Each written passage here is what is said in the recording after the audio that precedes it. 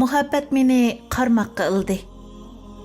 Samimiyat meni hidoyatga boshladi. Men Catherine Holihan. Hamma narsa to'g'riliq savol so'rashda kuchli qiziqsinish tabiatiga ega holda tug'ilgan ekanman.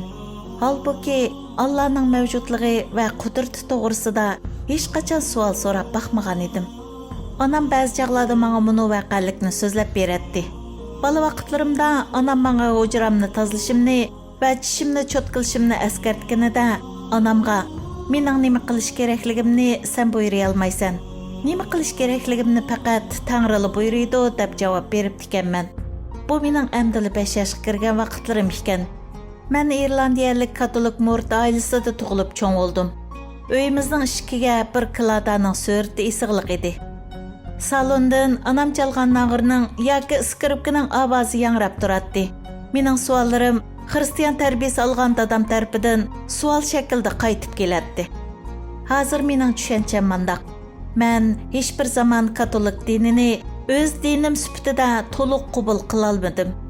Men Tangrini butun kuchim bilan ulug'lab, Masih Isoga cho'nqur talpinish bilan ergashmoqchi bo'ldim. Afsuski, katolik mo'rtda holatimda turib, bunda qilishga qodir bo'la olmadim. Meni hayron qoldirdigani shu bo'ldiki, 13 yosh vaqtimda islomning meni ham Tangrini ulug'lash, ham Isoga ergashish fursati bilan ta'minlaydiganligini bayqadim. Vaqtning o'tishiga ergashib, ham xolimaslik, ham qiziqsinish ilkida islomning katolik dini qodir bo'la olmaydigan bir shaklda mening e'tiqodimni qo'llaydiganligini to'nib yetdim. Mana bu mening islomga kirish hikoyamdir. Shubhilarim menga yangi ishonchlarni ko'rsatib qo'ydi. Men o'zim taqsimlangan katolik dini to'g'risida ko'p jihatdan cho'nqur izlandim.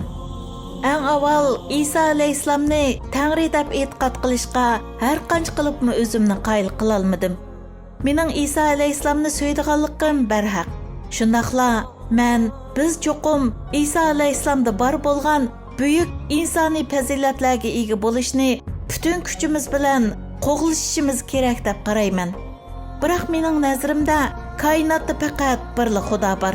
Shundaqla bir inson hargiz Xudo bo'la olmaydi. Buningdan sirt men xristian dinidagi tug'ma gunohkorlik aqidasini faqatla qabul qila olmadim. Men bu e'tiqodni xristian diniga mo'rt bo'lishning boshlanish murosimi deb bilaman. Bu e'tiqod menga ruhiylikdan bakrak, siyosiylikka egidak bilinadi. Yuqorqidek gumonlar mening katolik mo'rti bo'lishimni vaqtincha davomlashtirishimga asos soldi. Biroq men Xudoga bo'lgan mangulik muhabbatimni, shundaqla Isoga bo'lgan cheksiz hurmatimni hargiz tark etmaydiganligimni bilatdim. Men o'zim voz kechmaydigan aqidamni qo'g'daydigan, shundaqla men qabul qila olmagan ishda menga ro'shan tushuncha ato qiladigan bir joy izdigach, katolik mo'rti bo'lishni davomlashtirdim. Men izdigan narsaning qayerda ekanligini o'zimmi bilmaydim. İzdavatqanlarimning ma'lum bir joyda mavjud bo'lishini chin dilimdan umid qilatdim. Saint Thomas va Malcolm X haqiqatni izdashim uchun jasorat ato qildi. Mening ulgam 10 necha yoshlik Saint Thomas More bo'lib, u o'z aqidasidan yenishning o'rniga o'limni tanlagan edi. Uning Xudoga bo'lgan sadoqati menga g'oyat zo'r darajada ilhom ato qildi. Men yana Malcolm X'dan ilhom oldim.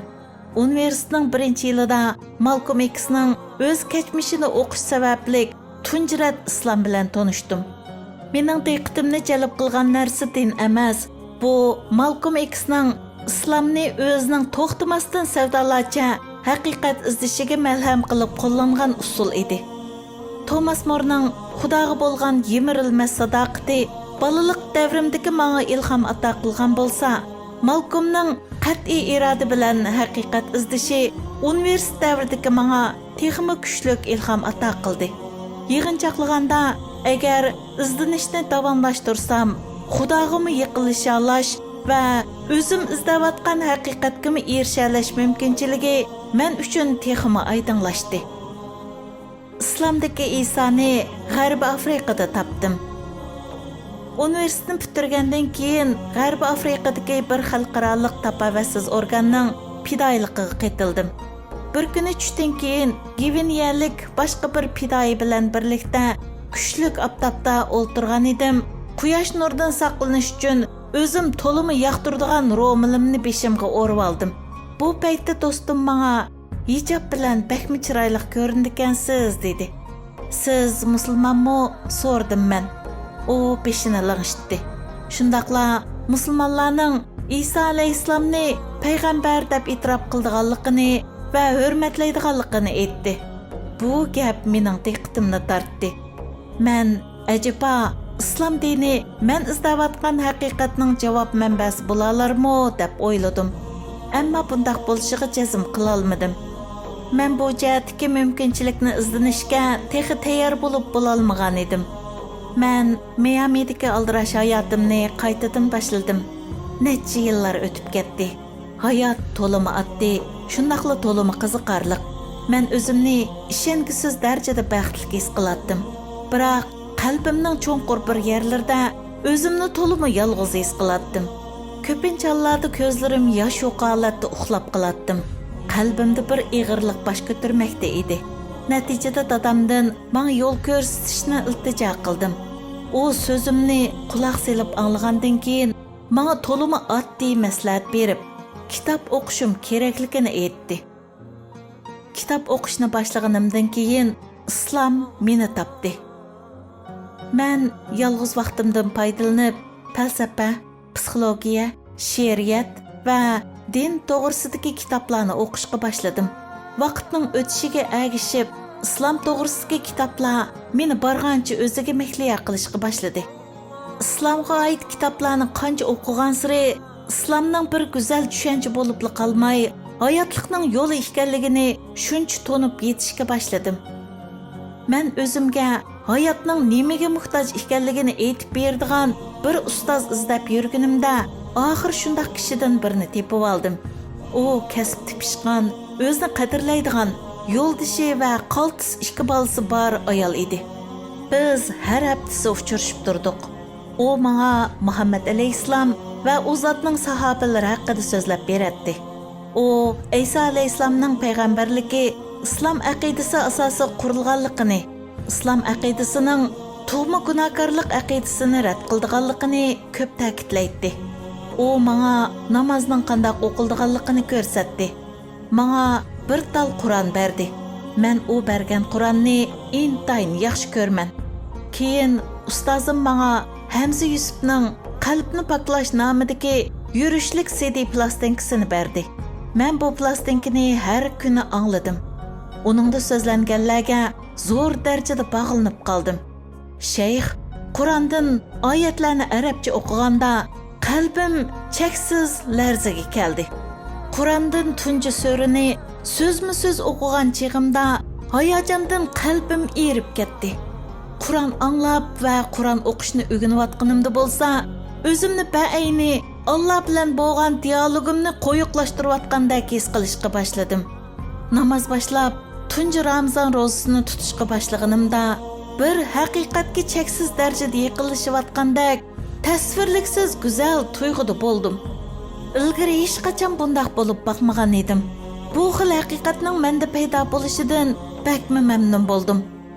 Mana mushundaq paytlarda o'zimga hammadan bak cho'nqur cho'kayotganligimni sezmoqda edim. Mushundaq paytlarda Allohga hammadan bak bog'langanligimni his qilyotdim. Shunda qilib islomni o'zim tanlagan e'tiqod sifatida qabul qilishga tayyor bo'lganimni bildim.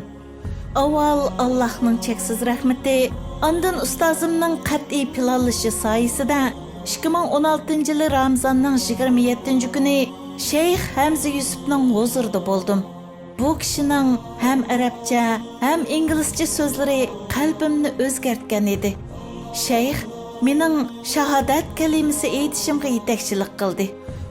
Shu shahodat kalimasi hayotimda men aytgan eng samimiy so'z edi. Jiddiylashganligimdan shahodat kalimasi aytishda duduqlab ketdim. Shayx mendan mening xristian aqidasida cho'ng bo'lgan bo'lmaganligimni so'radi. Men shayxning savolini tasdiqlab, katolik mazhabida cho'ng bo'lganligimni aytdim. U menga javoban buni so'zlarni aytishimni talab qildi. va shahodat aytamanki, Isa alayhissalom Allohning payg'ambaridir va qudratining alomatidir. Maryam Allohning taqvodor bandisidir. Bu payt qalbim yo'rib ketgandek bo'ldi. Faqat shunili eslayolmaymanki, men uyga o'xshash bir joy izlagan edim. Hamza Yusufning yanida o'ltirganimda o'zim izlayotgan bu narsaning islom ekanligini tunib yetdim. O'tmishdagi men bilan hozirgi menning birdan-bir farqi shuki, buyuk manbalardan haqiqat izlayotgan hozirgi menda o'tmishimga hurmat ko'rsatadigan bir holat bor. Katolik Irlandiya qon sistemasidan kelib chiqqan musulmon bo'lish suhbatim bilan o'zimning qayerga mos kelganligimni jazm qila olmayman. Biroq suhbatdan avvalgi tong qorong'usida Miami dengiz qo'ltiqiga oldimni qilib turib, duo qilayotganimda o'zimning uyimda ekanligimni his qilaman. Mana bu men uchun eng muhim bo'lgan narsadir.